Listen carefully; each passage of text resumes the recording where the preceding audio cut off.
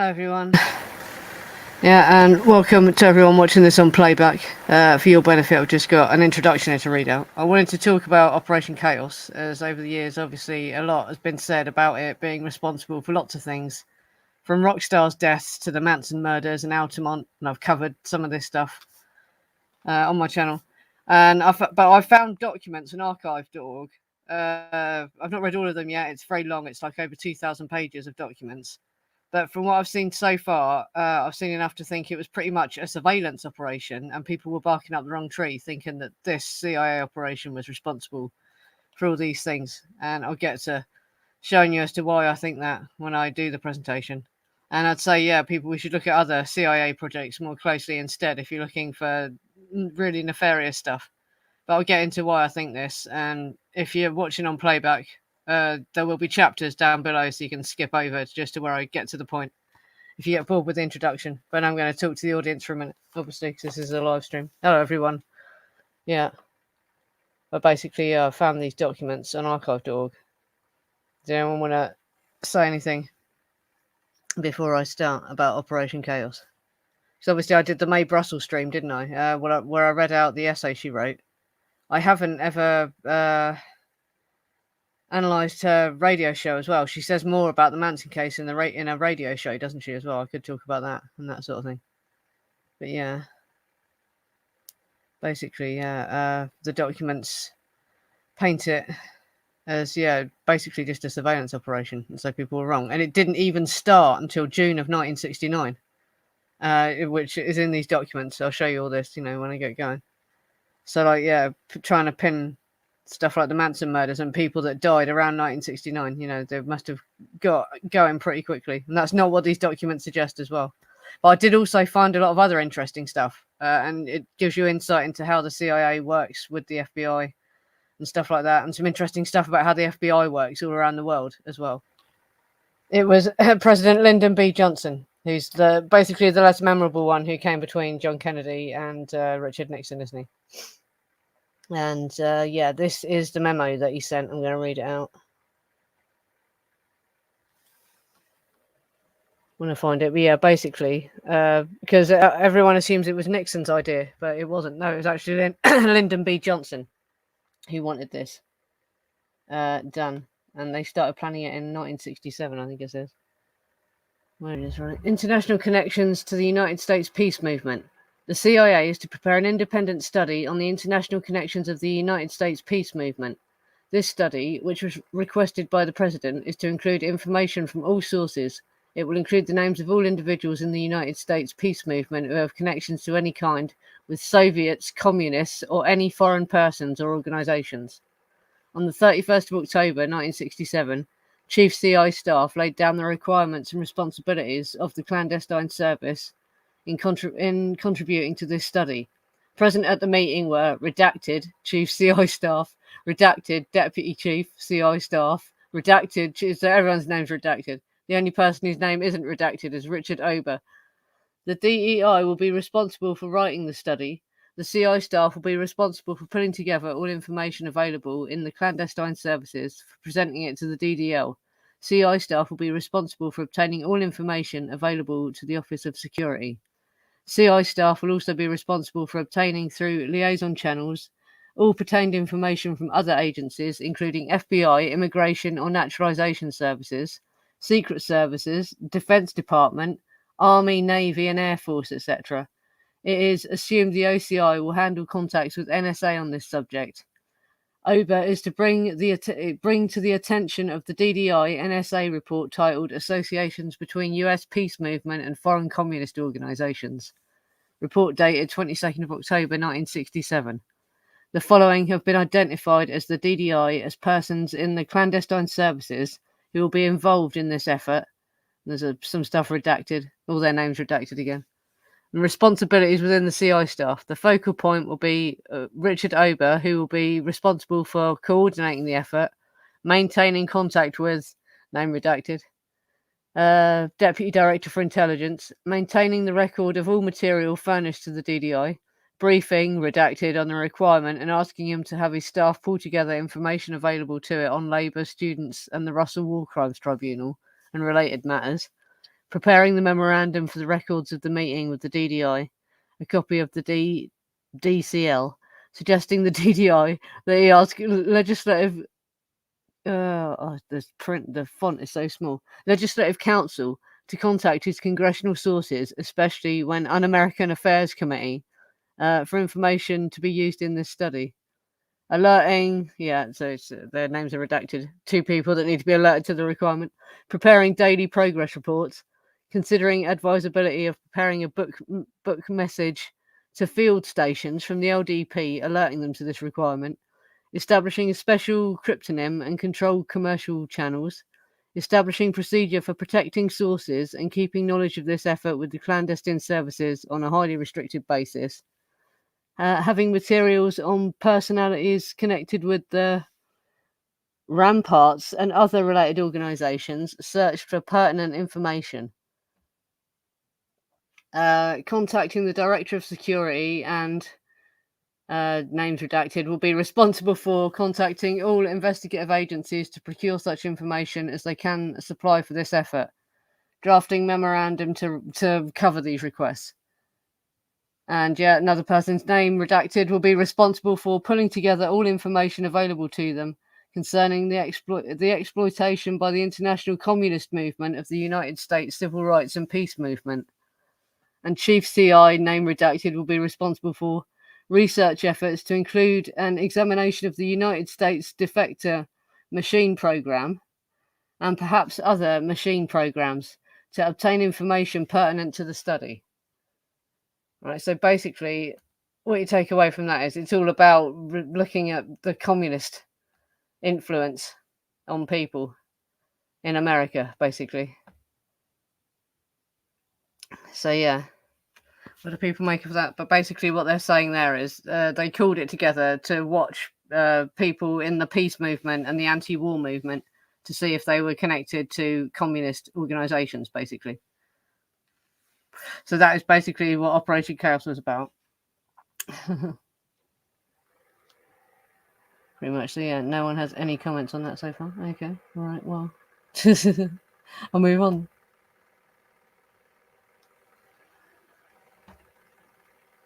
Legal attaches. Yes, this is interesting, right? This is from page 5 of the document, right? There is no written agreement governing the activities of FBI legal attaches abroad in dealing with foreign liaison services on collection of information on foreign exploitation of domestic US dissidents and extremism.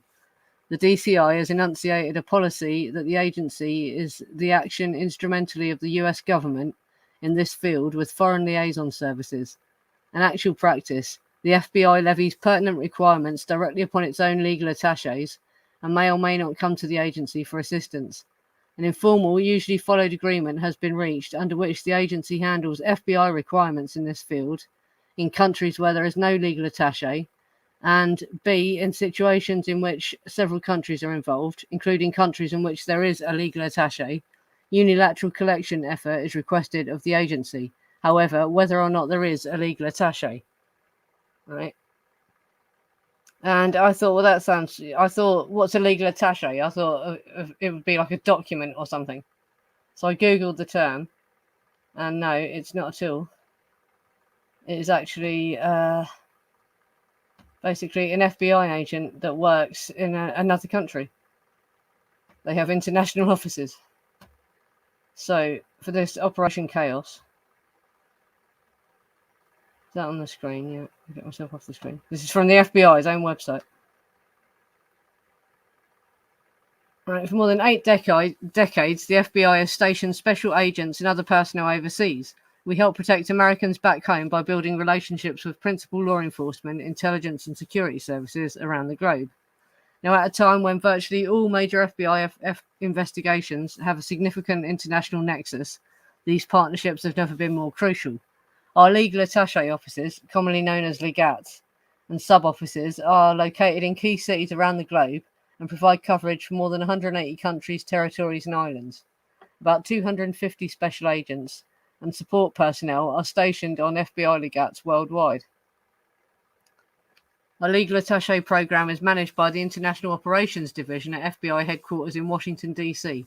Through the legal attaché program, other efforts, The International Operations Division serves as a bridge to our overseas partners and a conduit for strengthening the global rule of law. It regularly works through elements of the international law enforcement community, such as Interpol and Europol, and numerous working groups, task forces, and training initiatives. The office coordinates meetings with international leaders and keeps in close contact with other federal agencies, foreign police and security officers in Washington, D.C., and the national and international law enforcement associations, authorities and jurisdiction. Skipped down too fast. A number of US federal laws give the FBI authority to investigate extraterritorial criminal and terrorist activity. The FBI, however, conducts investigations abroad only when invited by the host country. In most cases, our international partners gather evidence and make arrests on our behalf, or in close cooperation with the Bureau. Each legat is established through mutual agreement with the host country and is located in the nation's US embassy or consulate. FBI personnel abroad serve under the authority of the Department of State, Chief of Mission at US embassies, at the pleasure of ambassadors and host country governments. International liaison and information sharing are conducted in accordance with executive orders, laws, treaties, attorneys, general guidelines, FBI policies, and interagency agreements. And the role of the legal attaché agent. The FBI agent who heads an international office is also called a legal attaché or legat. They serve as the FBI director's personal representative in the country, where they have regional responsibilities. Legal attachés are experienced, highly trained investigators who work directly and openly in with their international colleagues. They do not conduct foreign intelligence gathering or counterintelligence investigations. Most legal attachés are supported by a deputy or assistant legal attaché and other staff. Typical duties of a legal attaché include coordinating requests for FBI or host country assistance overseas, conducting investigations in coordination with the host government, sharing investigative leads and information, coordinating FBI training classes for police in their geographic areas, briefing embassy counterparts from other agencies, including law enforcement agencies and ambassadors, managing country clearances, providing situation reports concerning cultural protocol, assessing political and security climates, coordinating victim and humanitarian assistance. How legal attaché officers help protect our nation. Relationship building. FBI agents do not have traditional law enforcement powers overseas. They must rely on strong, mutually beneficial relationships with their foreign counterparts.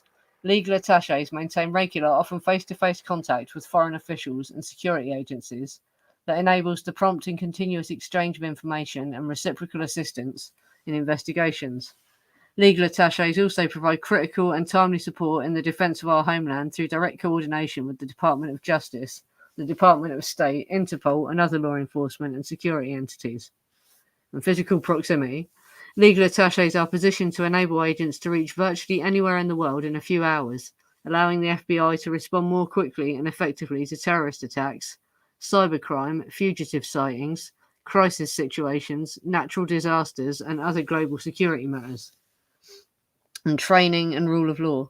Through international training facilitated by legal attachés, the FBI provides foreign law enforcement officers with skills in both basic and advanced investigative techniques and principles that promote cooperation and aid in the collection of evidence.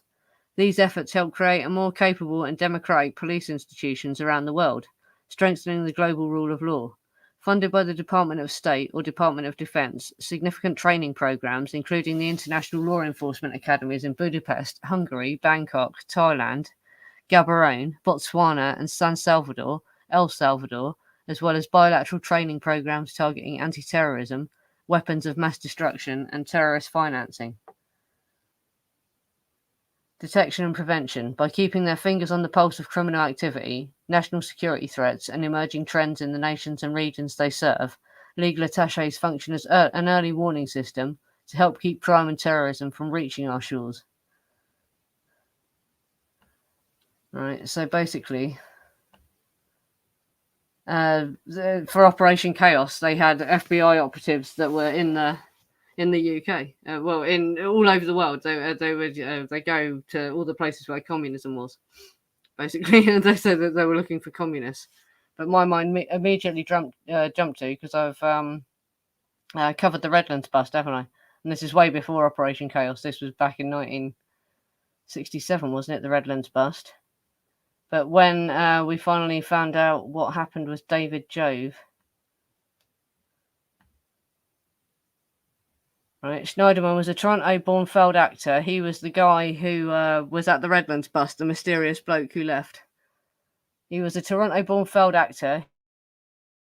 He told his family and friends he was recruited by American intelligence as part of a plot to discredit the group. After the Redlands bust, he slipped out of Britain and moved to the States, where he changed his name to David Jove and lived in Hollywood, later working as a small-time producer and filmmaker. Maggie Abbott, a 60s talent agent, met him in Los Angeles in 1983 and became his lover. He told her how he infiltrated the group, but said he was now on the run. She said David was a heavy drug user, but had a quick wit. He was the perfect choice to infiltrate the Stones. He never showed any remorse for what he did. It was all about how he'd been the victim. He was a totally selfish person. Mick had been my friend as well as a client, and I thought about trying to persuade David to come clean publicly, but he was always armed with a handgun, and I feared that if I gave him away, he'd shoot me. His identity was confirmed by a scion of family of American philanthropists, James Weinstock. 2 years after the Redlands raid, Dave Jove married Mr. Weinstock's sister, Lotus, in Britain. They'd come up with some new way to make acid and decided to go to the UK and sell it, Miss Abbott said. But David was caught carrying pot by customs. Some other guys turned up. He implied they were MI5 or MI6, and they gave him an ultimatum. He'd get out of prison time if he set up the Stones. The British agents were in cahoots, he told Miss Abbott, with the FBI's notorious counterintelligence division, known as COINTELPRO, which specialised in discrediting American groups deemed to be subversive. On Christmas Day in 1969, Joe's new wife Lotus gave birth to their daughter Lily. Their marriage lasted 18 years, though they never lived together. I first met David when I returned to California from Bali, where I had gone searching for God, said James Weinstock, Lotus's brother. One New Year's Eve, he showed me a gun and said he'd just killed a man who was messing with his car. Later, he was rumoured to have murdered a TV personality, Peter Ivers, the presenter of a TV show that Jove produced. But yeah, basically, you can see that. Oh, was that not on the screen after all that? But yeah, this article, I'll make sure it's linked so you can read it. I showed it on the David Schneiderman stream, and we talked all about David Schneiderman, didn't we? The Redlands bust, basically. And he said that, yeah, people basically from the FBI were there when they forced him to go and set up the Stones because he was smuggling drugs into the UK. And it makes you think about these situations when all these bands were getting busted because the mamas and papas got caught with hash coming into the country and all that, didn't you? It makes you question, like, if they did that to people to get the Rolling Stones, what did they do to all these other bands? And yeah, it definitely makes you think. But yeah, basically, people are barking up the wrong tree looking at Operation Chaos. Yeah, but this is interesting as well. Yeah, we get to now the type of computers they were using. Like, this is a picture of the type of terminal they had, and these computers, they could send stuff to the FBI, and the FBI could send stuff to them through it. So it's like, yeah, like very, very primitive internet. And they had printers. I'll read it out anyway. Since all cable and dispatch correspondence in relation to the program is compartmented for reasons of operational security and sensitivity, and is not processed by either the Cable Secretariat or the Information Services Division, ISD, of the clandestine service, a complex, highly sophisticated system will be utilised for the control and retrieval of this information. An additional reason for the need for such a system is the receipt of large volumes of reporting from the Federal Bureau of Investigation, which requires detailed retrieval capability for the pertinent names cited, and which would not otherwise be retrievable under the existing ISD procedure. The control and retrieval system has an online remote query and remote input capability and is linked to an IBM 360/67 computer of the Office of Computer Services hardware. Involved includes 9 IBM 2260 cathode ray tube terminals, 5 IBM 2741 typewriter terminals, 1 Data 100 offline printer, and 1 Data 100 card reader. And yeah, and they talk more about the computers in other parts of the document as well. So yeah, but that basically is the sophisticated hardware they were using here as they describe it, which made me laugh. Yeah, looking at that. So they were sending intelligence through these things basically to the FBI because as I get to, they weren't allowed to hold the intelligence if it was about people in America because the CIA don't hold stuff about domestic stuff, do they? They had to pass it to the FBI. So they were working closely with the FBI. And the FBI had its legal attaches in other countries. Basically. Yeah, I think Charlie did get released in 1967, didn't he? Yeah, and that's the memo. Yeah, October 31st is when the 1967. Weirdly enough, yeah, is when President Lyndon B Johnson said he wanted to start. Or he wanted them to form some kind of operation to monitor communist connections, basically, to the peace movement and the anti-war movement.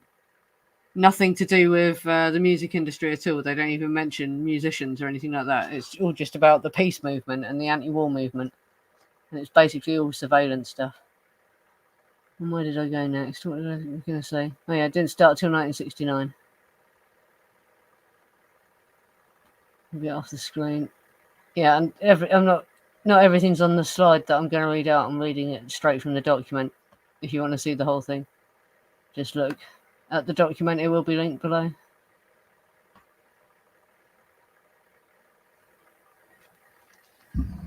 Right. Program manpower, resource requirements, Special Operations Group, counterintelligence staff. The program of the Special Operations Group originated in instructions of the Deputy Director for Plans on the 15th of August 1967, based on instructions to him by the Director of the Central Intelligence Agency. These instructions were to establish a program for collection and dissemination of information on foreign involvement in domestic extremism and dissidents, and to maintain an adequate supporting database, including full control of pertinent related information received from the Federal Bureau of Investigation. The program stated with one officer and one IA building strength gradually as personnel could be obtained.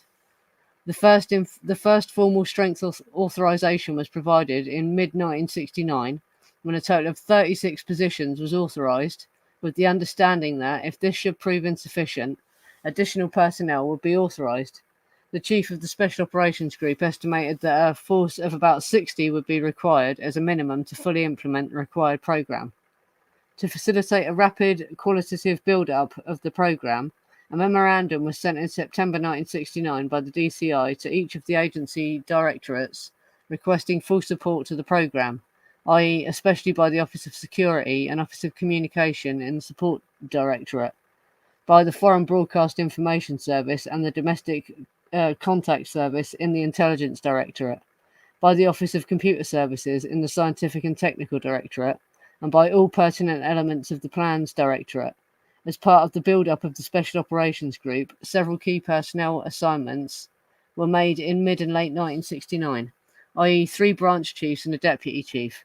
By mid-1970, the authorised strength of 36 has been achieved and was adequate for the workload despite the use of a very large amount of overt, and then there's a word missing, just not copied, of overt what? As a result, the question of overall strength was reviewed and a decision made in late spring of 1971 that an additional 18 positions would be authorised for the Special Operations Group for the fiscal year 1972. Due to the lack of an effective directed assignment system, the group has been unable to date to build up to its authorised strength and still is short of the space needed to accommodate the strength. As of the 2nd of June 1972, the group has an on-board strength of 42, with 2 additional officers scheduled to report by early July. 4 group officers, however, are scheduled for transfer out by mid-July.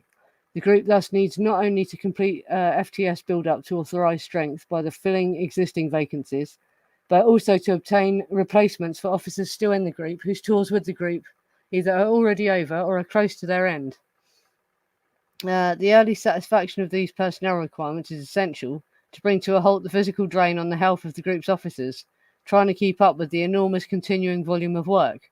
The group has been staffed to date primarily by junior officers who are bright and hard-working but who require relatively close supervision because of their lack of prior experience.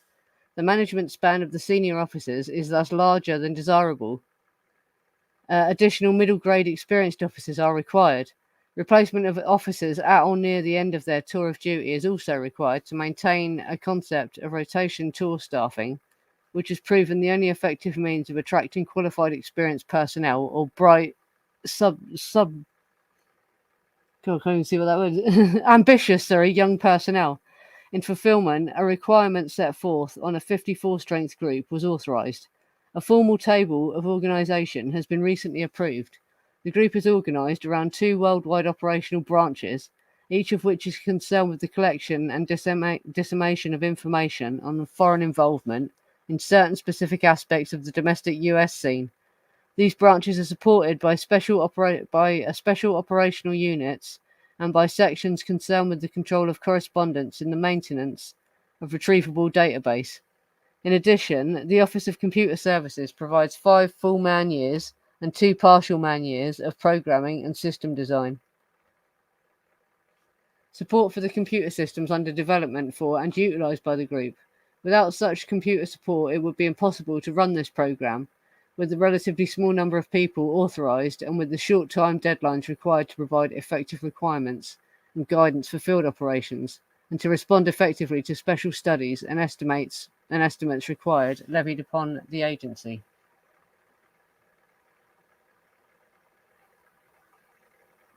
Right, so basically, they're saying there, it didn't even start until mid-69. Even by 1971, they still were not at the full amount of personnel they needed to even be able to carry out the amount of surveillance. And they were saying as well, the other thing that I found interesting was they said the officers that they had required close supervision. So they had to have a handler with them, right? So think about all the people that we know that were around in pairs all the time. You know, Harrigan and Doyle and Pitt Dawson. And all these people were in little groups, you know what I mean? And basically they were saying that all the operatives they had were inexperienced, so needed close supervision. So yeah, think about all those situations where there's people like that. And the fact, what we've heard about people, them grabbing people that they were busting for carrying drugs or whatever, and saying that they had to do something for them, basically. And that's the counterintelligence shit, isn't it? But the FBI, were far more involved in all this sort of stuff. COINTELPRO is actually more interesting than a lot of the CIA stuff. And there's actually COINTELPRO documents on archive.org as well. That I've got to read through. There's so much to read. That's the thing. I need people to help me. Yeah. Yeah, the FBI were looking at MC5 in 1968. Do you mean MI5? Don't know. Yeah.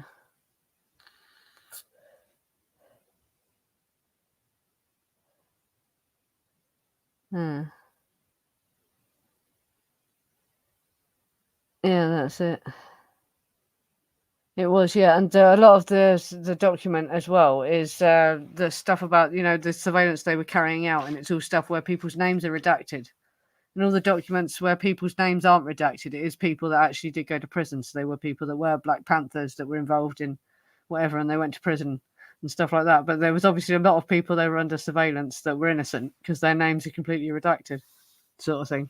But it was just all about gathering intelligence. They weren't actually setting anyone up or doing anything like that. You know what I mean? And they were supposed to only be looking for connections to foreign organizations as well. Like communist organizations. That sort of thing. Yeah, that's it. If people say, it's interesting that you went straight to San Francisco, but it's also a good point, of course. Everyone did, though. Yeah, that's where everyone was going. So, it was just where everyone went, wasn't it? And so, I'm sure the criminal element heard about it as well, because he was obviously a lifelong criminal, wasn't he? So he'd have heard about the selling of drugs and all that sort of shit. He'd have been into that, wouldn't he? Yeah.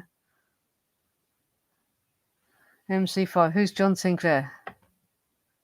Oh, right. They were a rock band, were they? Right.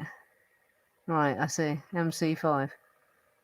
So what did you say about MC5? Sorry.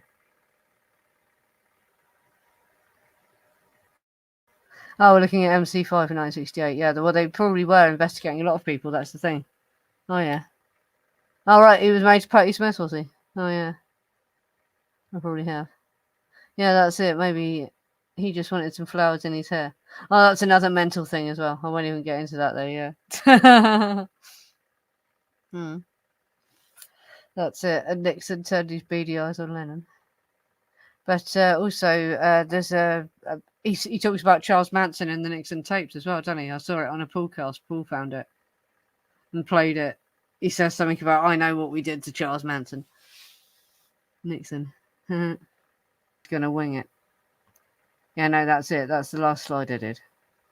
But basically, yeah, it was. I found it interesting that they were saying, no, we don't have enough manpower to do it. And there's also a memo. Yeah, I'll get to read that because that's interesting about the people the agents that didn't like it. The fact they were gathering stuff on American soil. They were gathering intelligence on American soil. So they sent out this memo to everyone to reassure them that it was all legal. Basically, yeah. Did John Lennon write a song about him as well? That's it. Well, this is why I've been covering all these mysterious drug busts as well, because of reading all this Operation Chaos stuff. Made me think about it, and shows you. And they were because they were trying to disrupt the anti-war movement, and they might have seen a few of these bands as promoting it too heavily or whatever. Because bands were more vocal about this sort of stuff back then, weren't they? You notice nowadays, like the popular musicians don't talk so much about political things, do they? Because they get shit like this, basically, if they do. So yeah, or they just think things are more tightly controlled now. It's more gate-kept who gets that famous in it now. People are very more tightly controlled than they were back then. Yeah, let me find that page.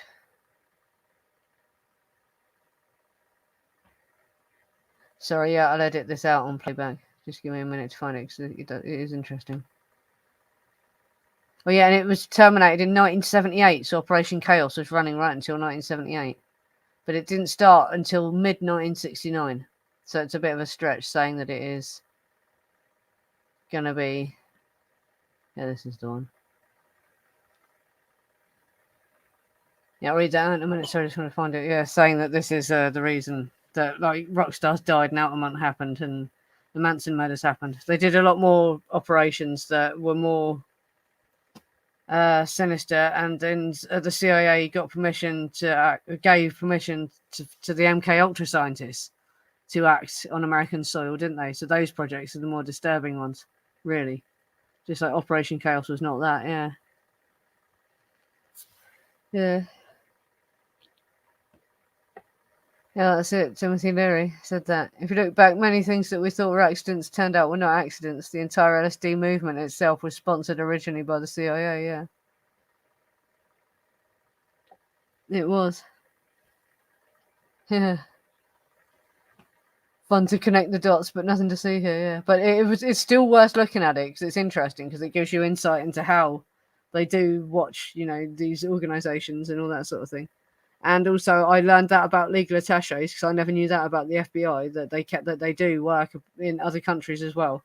They have to be invited by the other country, and it says on that site they don't actually have legal power there, so they have to work with the own country's law enforcement to actually arrest people, and that they don't have the power of arrest in other countries like they would in America.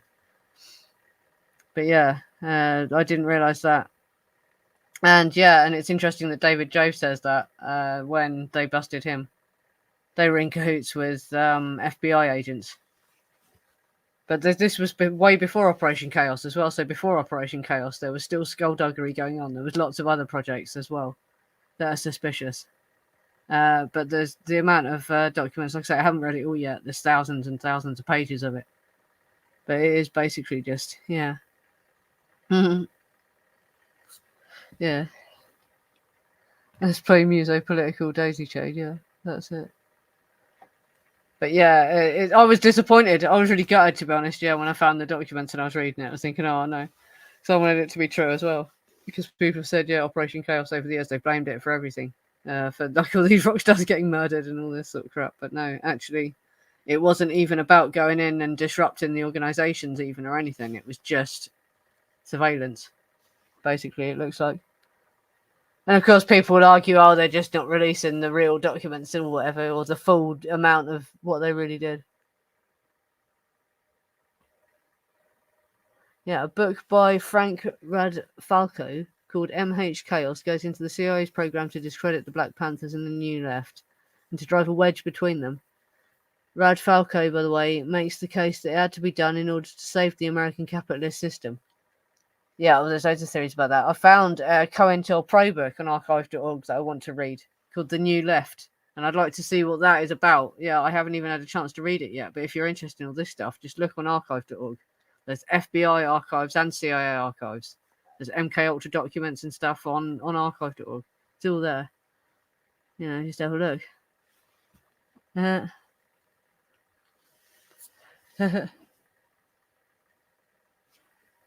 All right, Mike, yeah. No, I don't think you ever got banned from here. Anyway, yeah, don't worry about it, yeah.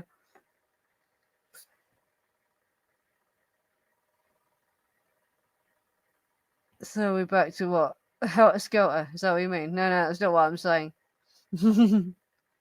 At all, no. I'm just saying, no, it wasn't Operation Chaos either, though.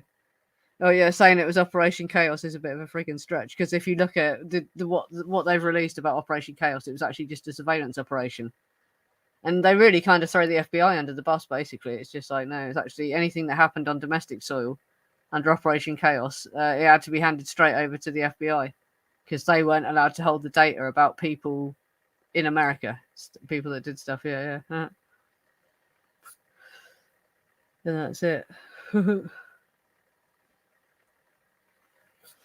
But yeah, I love this memo because it just suggests, that there was like chaos going on, and because people were freaking out. I'll just put the actual document on the screen. The allegation: in a variety of ways, it has been alleged that the CIA is working within the United States with particular attention to extremist groups. Fact: Section 102 of the National Security Act of 1947, subparagraph D3 states the agency shall have no police subpoena, law enforcement powers, or internal security functions. In his speech to the American Society of Newspaper Editors on 14th of April 1971, the director states, I can assure you that except for the normal responsibilities for protecting the physical security of our own personnel, our facilities, and our classified information, we do not have any such powers and functions. We have never sought any. We do not exercise any. In short, we do not target an American citizen. We do not target on American citizens. In the Director's State of Agency speech to employees on the 17th of September 1971, he said, I gave a talk to the American Society of Newspaper Editors last winter, as you know, and I did it for only one purpose. That was to try and put on record a few of these denials that we've all wanted to see put on public record for some time. And you can rely on those denials. They're true. And you can use that as any text you may need to demonstrate that we are not in drug traffic and that we are not trying to do espionage on American citizens in the United States. We are not tapping telephone lines, and that we are not doing a lot of things which we are accused of doing. One of the things that tends to perpetuate some of these silly ideas are jokes that are made about them, particularly about domestic espionage. Although the jokes have no basis in fact, they nevertheless give us a name which we don't deserve. I don't say that makes all that much difference, but it does make some difference, and this tends to spill over. So I would like to suggest that if you have it in your hearts to do so, that you speak up when the occasion arises and try to set the facts straight. From time to time, some employees have been concerned that the agency activities might conflict with these statements. They can be assured that agency activities do not. For clarification, some activities which may have been subject to misunderstanding are listed as follows. Domestic contacts.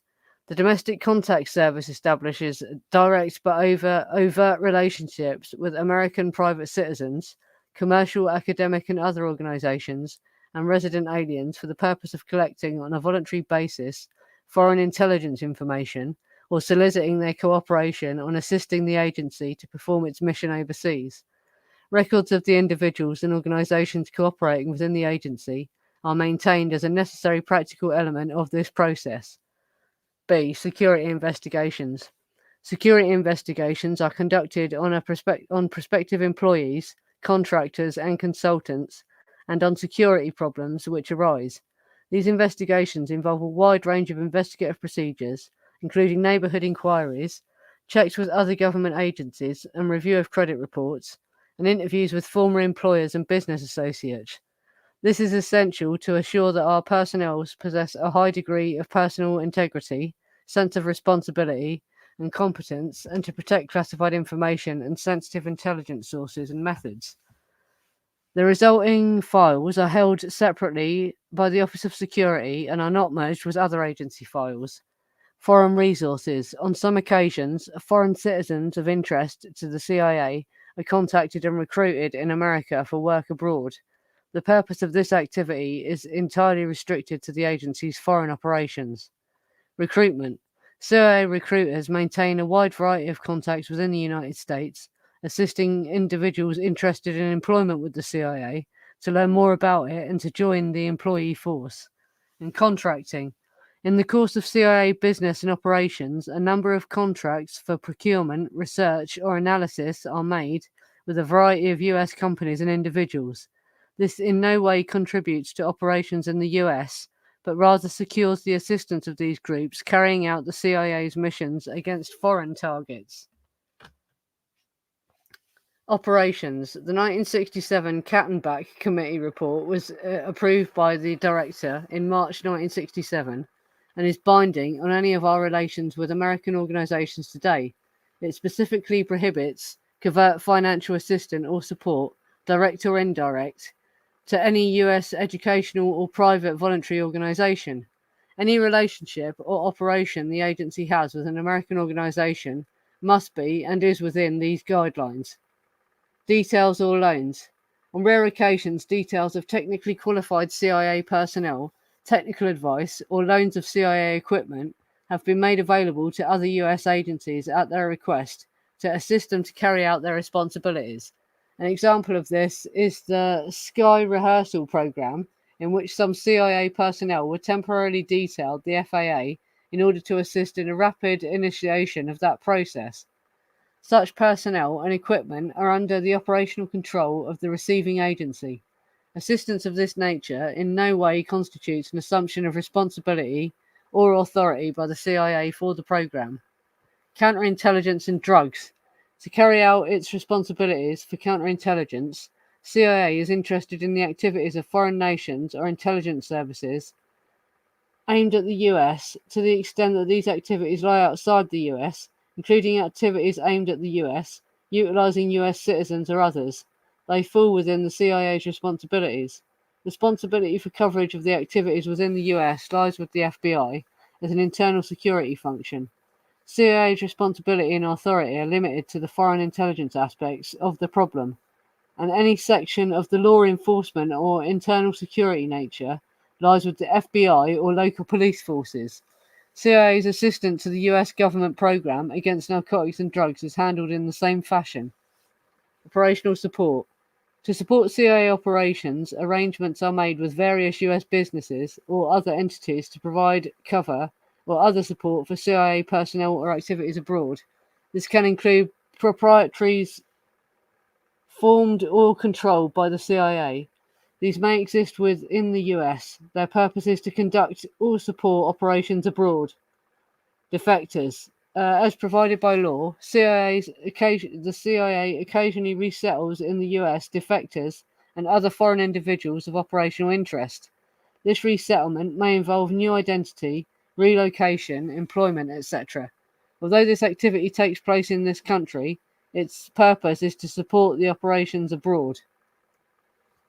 Right, basically, so yeah, they had to send out a whole memo because even the people running Operation Chaos, doing it, were questioning why they were gathering information on people. And it's interesting to the stuff about what they said about contractors as well, and they say stuff about they're not allowed to have contracts with educational places and that, but they did. They had a contract with Jolyon West, who was the head of UCLA at the time, didn't they? And so, and also people say the head of the CIA granted Jolyon West immunity, but the CIA didn't have that power. It must have been people above that gave them the permission to be doing that shit.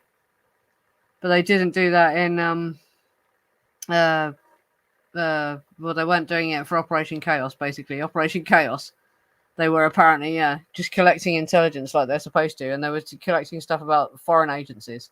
It's the MK Ultra stuff, isn't it? Basically, that's the dodgy stuff. Did I get new glasses? No, I've had these for years.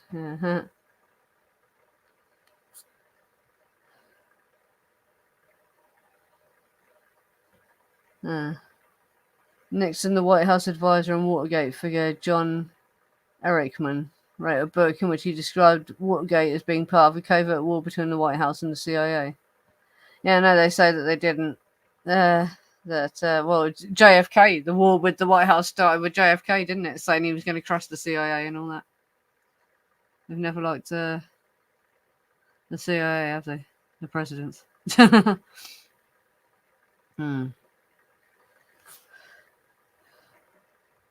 So let me see what people are saying in the chat.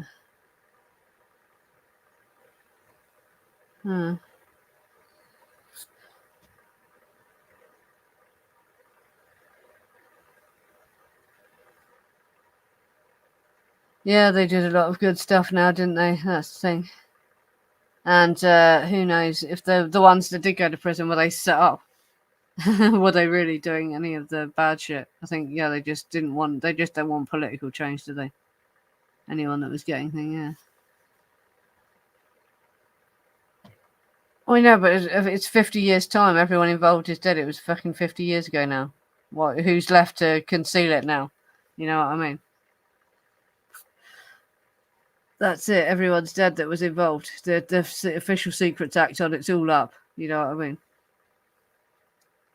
I say I want to see the records of the other operations like Artichoke and Naomi and MK. More of the MK Ultra stuff and all that sort of shit.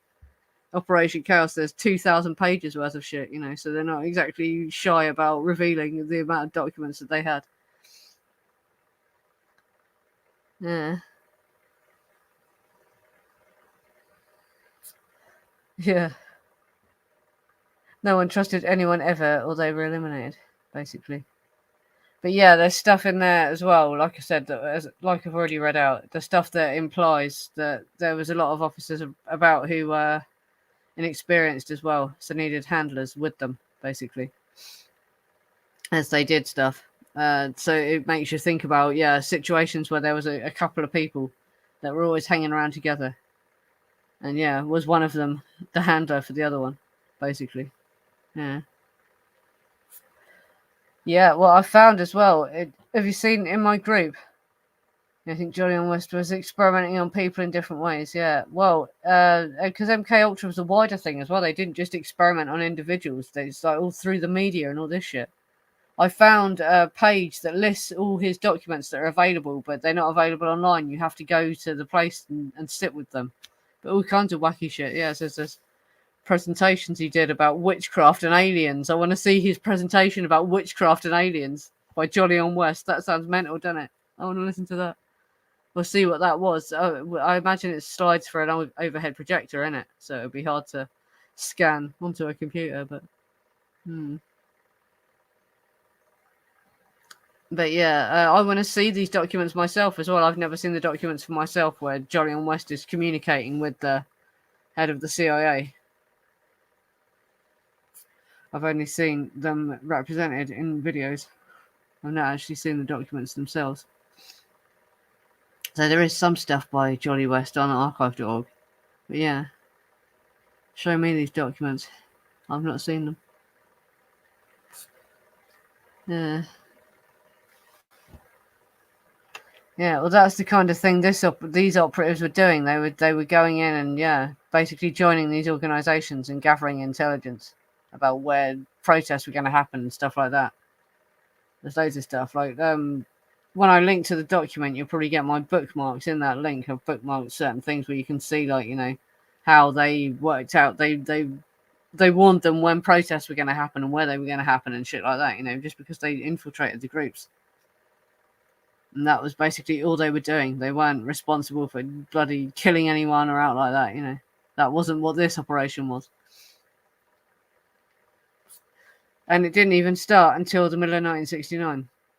So it was too late. And the thing hadn't even properly got off the ground. By 1971, it still wasn't at the full amount of operatives it needed. So it was only just getting off the ground in 1969. So no, I don't think it was anything to do with the Manson murders or Operation Chaos or, you know, or the rock stars that died around the end of the 60s. I don't think it was Operation Chaos that did it all.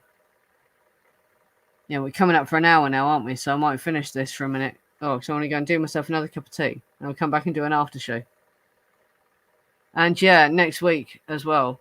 If you're in my group, you'll have already seen it. But I found some crazy new information about Reeve Whitson. He had a cousin who was like a policeman and an FBI agent and all this other crazy stuff. I'll talk about his obituary. But Clyde Whitson, a guy called Clyde Whitson. That's the point. Yeah, when was the Altamont anniversary? What date was Susan Atkins' grand jury testimony? Because it was the day after Susan's grand jury testimony. If you know what date she did that, it's the day after. It's December, sometime in December. Can't remember the exact date, innit? I think, is it December the 10th? Was her jury testimony December the 9th? I've done a presentation on it, but that Altamont was the day after Susan Atkins did her grand jury testimony. December 5th, right? I was just the 6th. December the 6th then was Altamont, yeah. Oh, what you hear? Yeah, this is because yeah, you have to bloody accept something. But yeah, this is Reeve Whitson's cousin. He's been talking to me. Crazy stuff. Yeah, it's really interesting. Yeah, if her grand jury testimony was December the 5th, yeah, Altamont was December the 6th because it was the day after. Yeah. Yeah, I think it was fascinating. I'll talk about that next week. Because, yeah, well, I've brought up some other stuff, talking about the Operation Chaos stuff, you know, the stuff about them saying the officers were inexperienced and needed handlers as well. It looks like, yeah, Clyde Whitson was way more experienced than Reeve Whitson would have been. So Clyde was the one that was handling Reeve. Very interesting. But, yeah, so tune in next week for that. I'm going to end this now, but I will come back and do an after show. Just give me 5 minutes so I can make a cup of tea and stretch my legs. And yeah, I'll do an after show. Thanks for coming, everyone. And like I say, yeah, if you want to chat more, I will come back and do an after show. See you later.